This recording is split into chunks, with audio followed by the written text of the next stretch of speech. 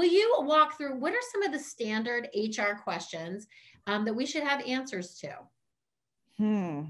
HR questions. I don't enjoy HR questions. And this is probably why Krista says that I'm a little bit different.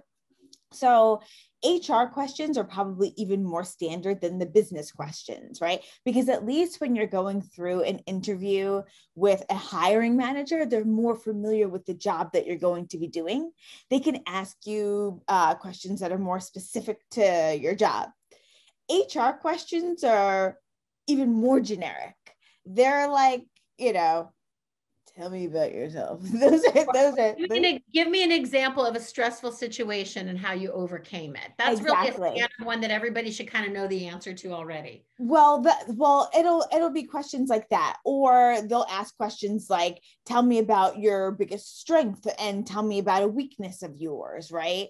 I have noticed that lots more folks are leaning in towards interview styles that focus more on behaviors versus yes or no, which is good, right? Because you never really want to walk into an interview with questions that you could Google ahead of time, right? So lots of interviews are really leaning in towards more behaviors, like tell me about a time when.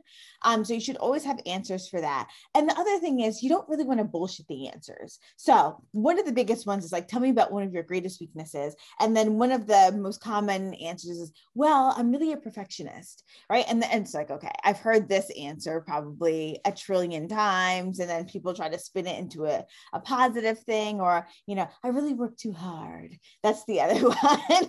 It's like, that's kind of sickening. Or like, tell me about a time where you really messed up. And sometimes people can't think of anything. Here's the secret, right?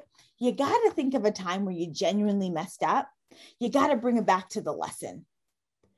So you have to bring it back full circle, right? Nobody wants a candy coated frosting story about, why this is actually a great quality of yours, right? I'm a perfectionist. I'm a workaholic. I'm going to work for you 24 hours a day, 7 days a week. Actually, A, that's not sustainable. And B, that's actually not a great quality to know that you don't have any boundaries, right? That's like old school.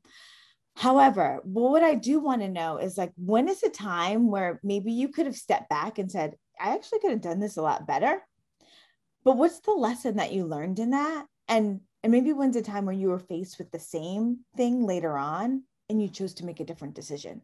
That to me shows that you're teachable and that you're growing. That to me is the human experience.